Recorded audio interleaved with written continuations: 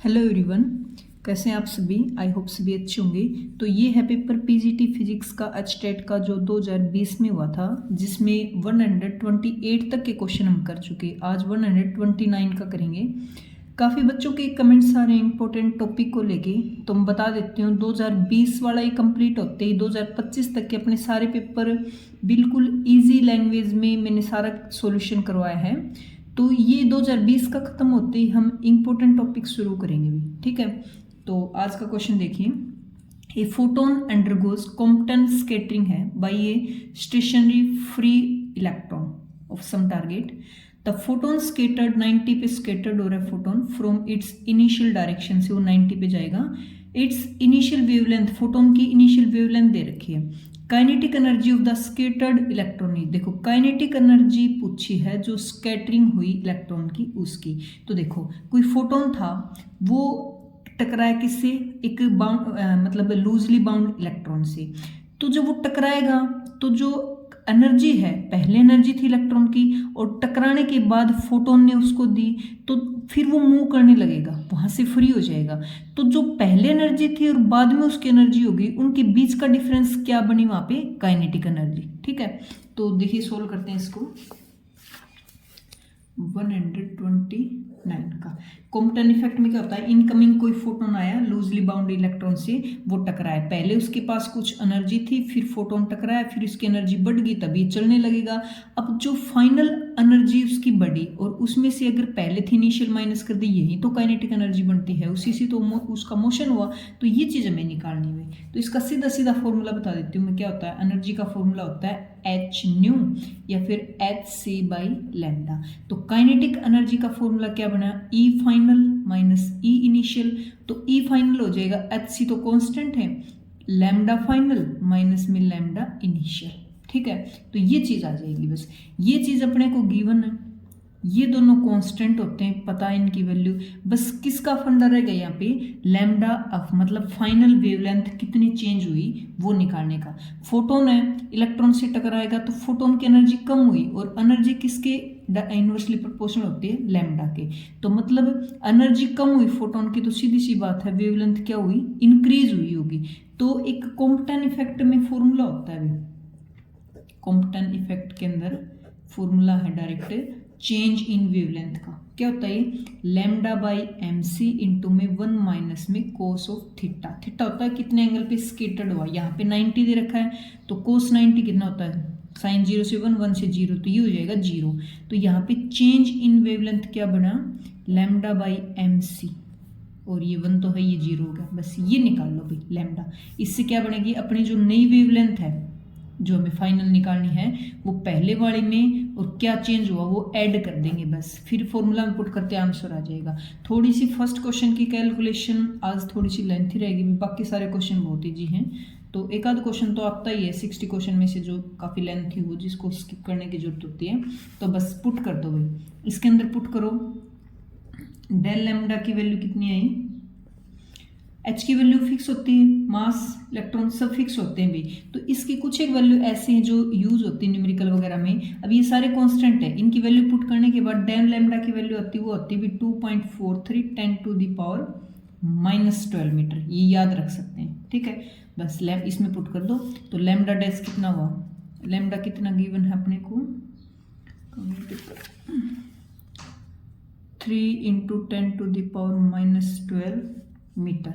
इसके अंदर चेंज हुआ वो ऐड कर दो, तो 3 प्लस 2.43 और 10 टू द पावर -12, तो ये बना भी अपना 5.43 10 टू द पावर -12 मीटर, क्या नए वाली वेवलेंथ। बस अब तो फॉर्मूले में पुट करके सीधा सीधा इसका आंसर आ जाएगा। तो देखो ई फाइनल अपने पास ये वाला फॉर्मूला था, ये वाला, तो ई फाइनल माइनस ई इनिशियल है, वही काइनेटिक एनर्जी के इक्वल है। और एनर्जी का फॉर्मूला क्या होता है, एच सी बाई लैम्डा। तो ई फाइनल निकाल लो, ई फाइनल का H C by lambda final. तो इसकी वैल्यू एच और सी दोनों कांस्टेंट है, तो इनकी वैल्यू होती है दिस नैनोमीटर में, फिक्स है ये वैल्यू भी। अच्छा, लैम्डा फाइनल की वैल्यू देखो 10 टू द पावर -12 है, नैनो की वैल्यू कितनी होती है 10 टू द पावर -9। तो इसको अगर मैं नैनो की फॉर्म में लिखूं तो ये हो जाएगा 3, फाइनल की कितनी वैल्यू है ये ये फाइनल है। इनिशियल की निकाल लो पहले, इनिशियल वाली। तो इनिशियल की वैल्यू जो गिवन अपने पास 3 × 10⁻12 है ना, तो -3 लिखूंगे भाई, ये नैनो में चला गया। इनको जब काटोगे तो ये आई 4.13 10⁵ इलेक्ट्रॉन वोल्ट। ई इनिशियल आ गया। सी सेम बिल्कुल, ई फाइनल निकालो तो hc/λ फाइनल, यहाँ इनिशियल कर लो। तो इसकी वैल्यू फिक्स है फिर से दिस नैनोमीटर, और इसकी वैल्यू ये वाली नैनो में है तो इसको लिखोगे 5.45 10⁻³ और ये नैनो में बन गई, क्योंकि नैनो की वैल्यू -9 होती, -9 -3 -12 हो गया। अब इसको कैंसिल करके सोल्व करोगे 2.28 10⁵ इलेक्ट्रॉन वोल्ट होगी। बस सीधा फॉर्मूला में लिख दो। काइनेटिक एनर्जी क्या था अपने पास, ई फाइनल माइनस में ई इनिशियल। तो फाइनल देखो कितना बना, एक वैल्यू अपने पास ये आई और एक ये वाली, इसमें से माइनस करोगे तो पावर तो सेम ही है, तो ये कर दो 4.13 - 2.28 और ये वैल्यू 10⁵ दोनों में है तो कॉमन ले लेंगे, तो इसकी वैल्यू बनी भाई 1.83 या 5 के नियर लगा लो, और बार कोड है 10⁵ इलेक्ट्रॉन वोल्ट। ये इसका आंसर आ गया। एक बार मैं दिखा देती हूँ, ये बड़ा 1.85 10⁵ इलेक्ट्रॉन वोल्ट। हाँ, अगर तुम चाहो, मान लो ये फिक्स वैल्यू नहीं रखनी भी, एच और सी की पुट करो, साथ साथ पुट करके सोल्व करो तो कर सकते हो। कैसे, देखो अपने पास फॉर्मूला काइनेटिक एनर्जी का ऊपर मैंने क्या बनाया, hc इंटू में 1 - λ फाइनल माइनस में लैम्डा इनिशियल। सब की वैल्यू रख दो। h की वैल्यू कितनी होती है 6.62 10⁻34। सी की वैल्यू क्या होती है 3 × 10⁻। अब ये नहीं लगेगा भाई सारी कितनी की वैल्यू याद रखे, अपने पुट कर लो, नहीं याद रखनी तो h की रख दी मैंने, सी की रख दी। साइड में कौन है लैम्डा, लैम्डा के ऊपर हमने निकाली 10⁻12 में और इसकी निकाली ये वाली। अब इसको बस कैलकुलेट कर लेना, आंसर बिल्कुल सेम ही मैच होगा। अब मैंने कोई वो नहीं याद रखने वाली वैल्यू रखी, सीधी लैम्डा फाइनल निकाला, लैम्डा इनिशियल दे रखा है, एच और सी कॉन्स्टेंट है, बस वैल्यू पुट करके काइनेटिक एनर्जी निकाल ली। ठीक है, तो नेक्स्ट क्वेश्चन देखिए।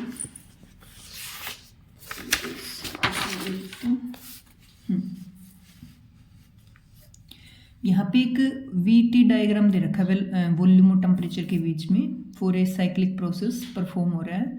Ideal gas show in figure this, initial stage gas की रिप्रेजेंट करे पॉइंट ए, ये बड़ा, और इनिशियल गैस प्रेशर P0 है, P0 प्रेशर है, इसका ये लिख दिया मैंने, और V0 यहाँ पे वॉल्यूम है, टेम्परेचर T0 है इस पॉइंट पे। Net work done by the gas in this cyclic process, ये करें भाई एक साइक्लिक प्रोसेस हो रहा है, यहाँ से यहाँ, यहाँ से यहाँ, यहाँ से यहाँ, तो टोटल वर्क डन इसमें कितना हुआ ये पूछा है। ठीक है, 3 केसेस बन गए, पहले यहाँ से आ जाएगा वर्क निकालेंगे, यहाँ से आएगा वर्क निकालेंगे, यहाँ से आएगा वर्क निकालेंगे।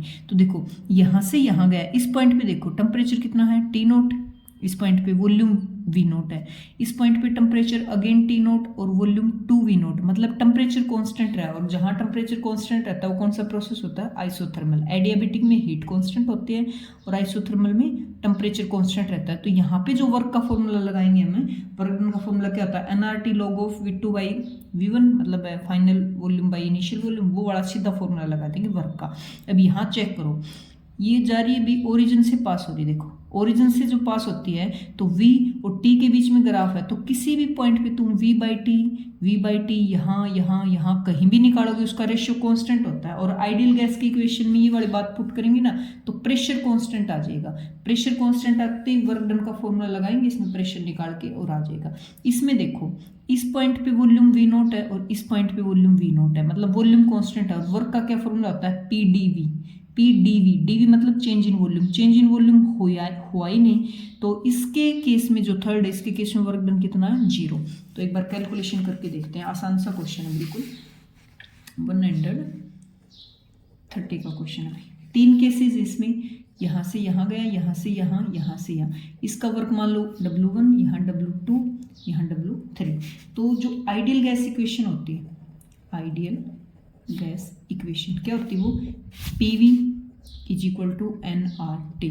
अब यहाँ पे नोट दे रखे तो नोट लगा लो, पहले से गिवन ये चीज़। ठीक है, तो देखो फर्स्ट ये वाला वर्क डन निकालेंगे हम फर्स्ट केसेस में मैंने बताया अभी ऊपर देख के कि वॉल्यूम तो टेम्परेचर क्या है दोनों केसेस में T0 है और वॉल्यूम V0 से 2V0 जा रहा है। जब टेम्परेचर क्या हो, कांस्टेंट हो, तो किसका केस होता है, आइसोथर्मल केस। ठीक ठीक है। और आइसोथर्मल के केस में जो वर्क डन होता है उसका फॉर्मूला होता है nRT note log of V2 by V1, मतलब final volume by initial volume. तो यहाँ पे nRT note log of V2 कितना है, ऊपर 2V नोट है, नीचे V नोट है, इससे कट जाएगा, log 2 की वैल्यू रख दो तो ये आ जाएगा भाई इधर nRT नोट log ऑफ 2। अच्छा, आइडियल गैस की इक्वेशन है, इससे nRT नोट किसके बराबर है, ये बड़ा P note V note ln2। बस एक इक्वेशन निकल गई, देख लो कितनी सिंपल है, ये बड़ी रख दी मैंने आइडियल गैस इक्वेशन। अब निकालो वर्क नंबर 2। तो 2 में मैंने देखा कि हर पॉइंट पे V बाई ऊपर वॉल्यूम है ना, हाँ T का रेशियो है कांस्टेंट क्योंकि वो ओरिजिन से पास हो रही, तो ये अपने पास इक्वेशन होती PV इक्वल टू nRT। तो यहाँ से V बाई टी करूँ मैं, V बाई टी, इसको इधर ले आऊँ तो यहाँ बचेगा nR बाई P। तो इसको उल्टा करेंगे, देखो V बाई टी का रेशियो कांस्टेंट है तो T बाई V का भी तो कांस्टेंट होगा। अगर इसका रेशियो कांस्टेंट है, ऊपर वाले कांस्टेंट है, तो यहाँ से कंक्लूजन निकलेगा कि प्रेशर जो है वो कांस्टेंट है, ठीक है। और सेकंड में प्रेशर कांस्टेंट है, वॉल्यूम कहाँ से कहाँ चेंज हो रहा है, देखो 2V नोट, ठीक है। तो वर्क डन का फॉर्मूला लगा दो W2। क्या फॉर्मूला होता है PdV। तो P की वैल्यू तो हमने निकाली नहीं, अभी P की और निकालो एक बार। P का फॉर्मूला क्या होता है, ऊपर आइडियल गैस की इक्वेशन है nRT बाई V, और V ऊपर अपर पॉइंट पे कितना है nRT बाई ऊपर पॉइंट पे वॉल्यूम तो 2V नोट है, ठीक है। और nRT आइडियल गैस इक्वेशन से किसके इक्वल होती है, P note V note by 2V note, इससे कट जाएगा P नोट बाई 2 आ गया। वॉल्यूम की वैल्यू निकाल ली हमने सेकंड केस में अपर पॉइंट पे। अच्छा, वॉल्यूम की प्रेशर की वैल्यू निकाली, सॉरी प्रेशर निकल जाए, देखो वॉल्यूम तो दिख ही रहा है, ऊपर 2V नोट है और नीचे V नोट तक जा रहा है। अब वर्क डन का फॉर्मूला लगा दो, क्या होता है PdV, प्रेशर कांस्टेंट है ये बड़ा। अच्छा, वॉल्यूम चेंज हो रहा है, ऊपर तो 2V नोट है और नीचे वाले सिरे पे V नोट है, तो इसमें से घटाओगे तो PV बच गया ना, V note by 2, equation number 2। बस तीसरे केस में मैं बता चुकी, एक्सप्लेन कर चुकी, वर्क डन आएगा 0। क्यों आएगा, वर्क का फॉर्मूला होता है PdV और वहाँ पे वॉल्यूम क्या है, कांस्टेंट है, तो dV उसका डिफरेंशिएशन क्या होता है 0। तो हमें नेट वर्क डन निकालना था पूरे साइकिल का, जो कि किसके इक्वल होता है W1 प्लस W2 प्लस में W3। तो W1 की वैल्यू कितनी आई, P note V note ln2 plus में W2 की वैल्यू कितनी आई, ये रही P note V note by 2 और ये वाली 0। इसमें देखो P note V note common है, यहाँ बच गया ln2, यहाँ बच गया 1/2, तो ये इसका आंसर ये बड़ा, ठीक है। तो फर्स्ट ऑप्शन इसका क्या रहेगा, करेक्ट रहेगा। अगले आसानी है भी सारे, देखो when a photon stimulated the emission of another photon the 2 photon have, भी 2 टाइप के इमिशन होते हैं, एक होता है स्टिमुलेटेड एमिशन, एक होता है स्पॉन्टेनियस। स्पॉन्टेनियस जो होता है जो खुद ब खुद एटम खुद फोटोन निकालता हो, तो वो किसी भी डायरेक्शन में निकाल सकता है, किसी भी फेज पे, किसी भी एंगल पे, किसी फ्रीक्वेंसी सेम हो भी सकती, नहीं भी हो सकती। पर ये स्टिमुलेटेड का जिक्र करें, स्टिमुलेटेड में क्या होता है, एक फोटोन है ना, वो अपनी बिल्कुल एग्जैक्ट कॉपी निकालता है, ठीक है, एमिशन होता है। तो इसमें कौन सा ऑप्शन होगा, वो सेम एनर्जी का निकालेगा, सेम डायरेक्शन में, सेम फेज में, same frequency, same wavelength, same direction, सब कुछ सेम होता है, बिल्कुल आइडेंटिकल कॉपी निकालता है। कब, स्टिमुलेटेड में, ठीक है, बिल्कुल अपनी तरह कॉपी निकालता है, उतनी एनर्जी उसको देगा, बिल्कुल सेम प्रॉपर्टी है, ठीक है।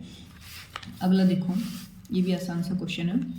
2 आइडेंटिकल कैपेसिटर दे रखे भी, ए और बी दोनों डायग्राम में दिख रहे हैं, कैपेसिटी C है और चार्ज कर रखा है सेम पोटेंशियल V से और कनेक्ट कर रखे हैं 2 सर्किट में, t = 0 की बात करें तो इसने क्या बोला, charge on the capacitor A, t की टाइम दे रखा है RC पे रिस्पेक्टिवली, तो C की वैल्यू निकालनी है भी अपने को ना, क्योंकि चार्ज पूछ रखा दोनों पे चार्ज पूछ रखा कितना होगा। तो आसान सा क्वेश्चन है, 12th क्लास के जो 12th क्लास की बुक है ना, उस पर फॉर्मूला बेस्ड क्वेश्चन है 132। देखो 12th क्लास में जो कैपेसिटर वाला चैप्टर वहाँ से देखा था, क्यू की वैल्यू क्या होती है फॉर्मूले में, ये तो होता है बस फॉर्मूला Q = CV। अब बात करें ए कैपेसिटर की, ए कैपेसिटर में, तो ए कैपेसिटर में डायोड लगा है।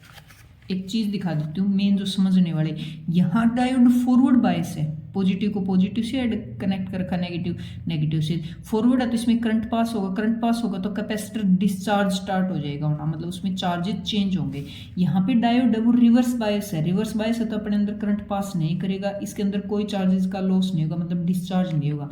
तो इसके अंदर जो चार्ज है वो वहीं रहेगा, डिस्चार्ज हुआ नहीं, इसका निकालना बस। देखो ए कैपेसिटर की बात करें, फॉरवर्ड बायस है तो एक फॉर्मूला होता है, 12th क्लास में आ गया था, कितने चार्जेस चेंज होंगे, Q is equal to Q nought T की power T by R C. Diode में करंट पास होगा, कैपेसिटर से चार्ज मूव करेंगे, डिस्चार्ज होगा, तो कितना चार्ज टाइम के साथ चेंज होगा, ये इक्वेशन होती है। अब टी की वैल्यू अगले ने दे रखी क्वेश्चन में, कितनी है, आर सी, पुट कर दो तो Q is equal to Q nought E की पावर टी की जगह रख दो R C divided by R C, R C से आर सी कट गया तो Q nought by E, power -1 होगी ना, नीचे चली जाएगी, एक इक्वेशन। अब बात करें बी कैपेसिटर की, तो बी कैपेसिटर क्या है, रिवर्स बायस है, रिवर्स बायस है डायोड, रिवर्स बायसिंग में नो करंट पास, ठीक है, तो जो चार्ज है उसका वही रहेगा CV।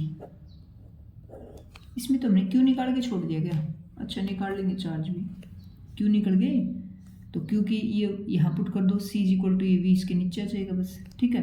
तो देखो फॉर्मूला आ गया ये वाला, ये ऑप्शन करेक्ट है। फर्स्ट सेकंड का तो CV रहेगा चार्ज, और इसका क्या रहेगा CV बाई E, डिवाइड में ही चल जाएगा, क्यू की जगह यहाँ पे CV रख दो, डिवाइड में ही एक्सपोनेंशियल ये वाला, तो ये ऑप्शन इसमें क्या रहेगा, करेक्ट रहेगा। नेक्स्ट देखो, the increase in internal energy of the 1 kg of water at 100 degree Celsius when it is convert into steam at same temperature। Water जब स्टीम में चेंज हो रहा है उसकी बात कर रहे हैं, 100 किलो पास्कल प्रेशर दे रखा है, डेंसिटी वाटर की स्टीम की दोनों की दे रखी है, लेटेंट हीट वाटर की दे रखी है, ठीक है। तो हमसे क्या पूछा, increase in internal energy. First जो थर्मोडाइनामिक्स है, zeroth law, first law, second law, तो फर्स्ट लॉ में इक्वेशन है भाई इंटरनल एनर्जी का, वहाँ से क्वेश्चन है आसान सा। देखो कैसे, 133, पहले जो चीज़ गिवन है वो रख लो, अपने को क्या क्या दे रखी है, लेटेंट हीट की वैल्यू दे रखी है क्योंकि 2.25 10⁶ जूल पर केजी। अच्छा फर्स्ट इक्वेशन एक तो होता जीरो था, एक फर्स्ट इक्वेशन क्या थी, dq is equal to du plus dw। अपने को इंटरनल एनर्जी निकालनी, ये हीट है, ये इंटरनल एनर्जी, वर्क डन है, तो यहाँ से du इज इक्वल टू क्या बन जाएगा, dq माइनस dw, और dw की वैल्यू क्या होती है, pdv। तो देखो ये वाली चीज़ दे रखी है, गिवन है।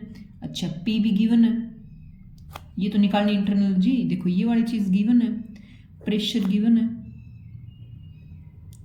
बस चेंज इन वॉल्यूम हमें निकालना है। चेंज इन वॉल्यूम कैसे, वाटर था उसको हीट प्रोवाइड करी तो स्टीम में चेंज हो गया, तो वॉल्यूम में चेंज हो गया, कितना वॉल्यूम में चेंज हुआ बस वो निकल जाए, फॉर्मूला पुट करते हैं आंसर आ जाएगा। तो देखो 1 kg वाटर का वॉल्यूम देखो कितना है, वॉल्यूम का क्या फॉर्मूला होता है, देखो डेंसिटी होता है मास पर यूनिट वॉल्यूम, तो वॉल्यूम होता है इधर चल जाएगा मास पर यूनिट डेंसिटी। डेंसिटी दे रखा है, हम 1 kg की बात करें तो ऊपर 1 पुट कर देंगे, तो V इज इक्वल टू हो गया 1 बाई ये दे रखा है 1000, तो ये आ गया 0.001 मीटर क्यूब, हो गया वॉल्यूम एक का। दूसरा जब वो स्टीम बन चुका तो 1 kg स्टीम का वॉल्यूम देखो कितना होगा,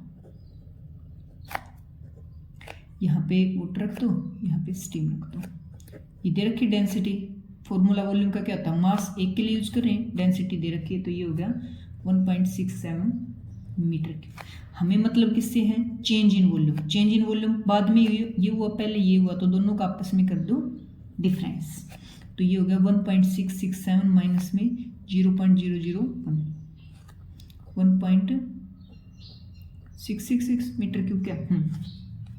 अब देखो अपने को फॉर्मूले पुट करेंगे तो प्रेशर कितना दे रखा है, 100 किलो पास्कल, किलो को चेंज करो 10⁻³ और 2 ये रही तो इसको लिख सकते हैं 10⁵ पास्कल, बस फॉर्मूला में पुट कर दोगे तो du का फॉर्मूला हो जाएगा क्या है, dq माइनस pdv। तो dq की वैल्यू रखो 2.25 ये गिवन है, 6 माइनस में p की वैल्यू रखो 10⁵ इंटू में इसकी वैल्यू रखो 1.66। अब देखो यहाँ 5 है, यहाँ 6 है, इसको 5 की जगह 6 बना दो ताकि कॉमन आ जाए, बाहर आ जाइए, तो ये हो जाएगा 2.25 है, माइनस में डेसिमल चेंज हो जाएगा, आगे शिफ्ट हो जाएगा, एक पावर ऐड करेंगे तो, और 10⁶ बार ले लो, माइनस करो कितना बनाएंगे 2.08 10⁶ जूल। बस आंसर आ गया। सिंपल क्या था, जो जीरोथ लॉ ने तो ये बताया था 3 अपने पास जैसे ए बी सी 3 कंटेनर हैं, ए का बी के साथ टेम्परेचर सेम है, बी का सी के साथ है, तो ए सी बी इक्विलिब्रियम में होंगे, टेम्परेचर सेम होगा। अच्छा, सेकंड लॉ ने क्या बताया था, D Q is equal to D U plus D W. ये चीज़ निकालनी, इंटरनल एनर्जी उधर जाएगी तो माइनस हो जाएगा। डी डब्ल्यू होता है पी डी वी, ये दे रखा है, ये दे रखा, चेंज इन वॉल्यूम निकाला। बस चेंज इन वॉल्यूम निकालते ही फॉर्मूला में पुट के आंसर आ गया। ठीक है, तो अगला क्वेश्चन और भी छोटा है, आसान सा लास्ट क्वेश्चन है क्या। आज का लास्ट क्वेश्चन रहेगा। अच्छे क्वेश्चन की वीडियो चलिए अपनी जल्दी कवर कर लेंगे पेपर, फिर इंपॉर्टेंट टॉपिक शुरू करेंगे भी। कुछ डाउट हो, कुछ सजेशन हो तो कमेंट्स में जरूर बताएं अपनी बात है। देखो, a ray of light incident at angle of 60 degree, I angle दे रखा है, वन फेस पे प्रिज्म एंगल ए की वैल्यू दे रखी 30, रे इमरजेंट कर रही है और 30 डिग्री इंसिडेंट के साथ बना रही। इमरजेंट रे जो है बाहर निकली, सबसे बाहर है, वो परपेंडिकुलर है भाई फेस के, तो रिफ्रैक्टिव इंडेक्स मतलब न्यू की वैल्यू बतानी में प्रिज्म की। बड़ा आसान सा क्वेश्चन है, स्नेल लॉ पे डिपेंडेंट है। क्वेश्चन नंबर रहेगा 134। देखो, प्रिज्म एंगल दे रखा है 30 डिग्री और क्या दे रखा है, इंसिडेंट दे रखा फर्स्ट फेज का। पहले प्रिज्म होता है ऐसे, फर्स्ट फेज पे इंसिडेंट हो, रिफ्लेक्ट होकर फिर सेकंड से यहाँ से निकले ना इमरजेंट रे, ये इंपॉर्टेंट बात है, वो परपेंडिकुलर है। और कोई भी इंसिडेंट एंगल रिफ्लेक्टेड होता है वो किसके साथ हम चेक करते हैं, नॉर्मल के साथ। नॉर्मल है और ये मान लो रिफ्लेक्ट कर दी, तो बीच में कितना एंगल है। अगर नॉर्मल इधर है और रे भी इसके ऊपर ही निकली तो एंगल कितना होगा। यहाँ पे मोस्ट इंपॉर्टेंट बात गिवन है कि रिफ्लेक्टेड एंगल जो बाहर का है ना वो 0 है भाई, क्योंकि ये नॉर्मल के परपेंडिकुलर है, मतलब नॉर्मल सरफेस के परपेंडिकुलर है, तो नॉर्मल के ऊपर आ गई ना, और एंगल हम नॉर्मल के साथ चेक करते हैं, तो ये इंपॉर्टेंट बात दे रखी इसने, बस इसी का यूज होगा। इमरजेंट रे कितनी थी, 30 पे। अब देखो, ये भी 12th क्लास की जो ऑप्टिक्स यूनिट है उसमें प्रिज्म का टॉपिक है, उसमें सारे फॉर्मूले हैं। R1 प्लस R2 की वैल्यू होती है ए के इक्वल, प्रूव कर रखें सब। डेविएशन एंगल कितना हुआ, प्रिज्म एंगल किसके इक्विवेलेंट है वो वाले, तो ये होता है। अब देखो, यहाँ R2 की वैल्यू मैंने बताई 0 है, तो R1 और A क्या हो गए, इक्वल हो गए। प्रिज्म एंगल दे रखा है तो इसमें R की वैल्यू कितनी आ गई अपने पास, 30 डिग्री, क्योंकि दोनों बराबर है। ठीक है, एक बात, अब स्नेल लॉ लगा दो बस सीधा ही। क्या होता है अपने पास, ये फाइनल सरफेस पे लगाएंगे तो न्यू की वैल्यू क्या हो जाएगी, sine I by sine of R, ये होता है फॉर्मूला। तो साइन आई की वैल्यू देखो कितनी है, 60 डिग्री, और आर की वैल्यू कितनी है, 30 डिग्री, साइन ऑफ 30। साइन 60 कितना होता है, √3/2, और साइन 30 होता है 1/2, 2 से 2 कट गया तो ये आ गया √3। तो न्यू की वैल्यू आ गई न्यू √3, और न्यू क्या है यहाँ पे, रिफ्रैक्टिव इंडेक्स किसका, प्रिज्म का, ऑफ प्रिज्म। बस आसान सा क्वेश्चन था ये बड़ा आंसर है इसका। ठीक है, स्नेल लॉ लगाया हमने जस्ट, इसने एक इंपॉर्टेंट बात बताई जिसके बेसिस पे पूरा क्वेश्चन सोल्व हो गया कि जो बाहर निकली रे वो नॉर्मल के ऊपर है, मतलब सरफेस के परपेंडिकुलर, तो नॉर्मल के साथ है, तो यहाँ से जो रिफ्लेक्टेड एंगल है वो 0 हो गया, क्योंकि हर एंगल इंसिडेंट और रिफ्लेक्टेड हम नॉर्मल के साथ मेजर करते हैं। भी सरफेस पे ये नॉर्मल है, ये इंसिडेंट रे हुई, तो नॉर्मल के साथ कितना एंगल होता है, वो इंसिडेंट एंगल होता है। रिफ्लेक्टेड है, नॉर्मल के साथ हर एंगल चेक किया जाता है, उसके बेसिस पे सब कुछ हमारा सोल्व आउट होके और न्यू की वैल्यू आ गई √3। तो आज के लिए इतना ही, काफ़ी लंबी वीडियो हो जाएगी, नहीं तो जल्दी इस पेपर को पूरा कर लेंगे। उसके बाद इंपॉर्टेंट टॉपिक, और कमेंट में आपने भी अगर पीछे के पेपर लगाए 2025 तक हो चुके, 2020 से 2025 तक के, तो कौन कौन से आपको इंपॉर्टेंट टॉपिक ज़्यादा लगे, कौन से पहले स्टार्ट करें, जिनके ऊपर प्रैक्टिस सेट लगाएं, तो एक बार कमेंट करके ज़रूर बताएं, और वीडियो को लाइक ज़रूर कर दें, चैनल को सब्सक्राइब कर लें। Thank you.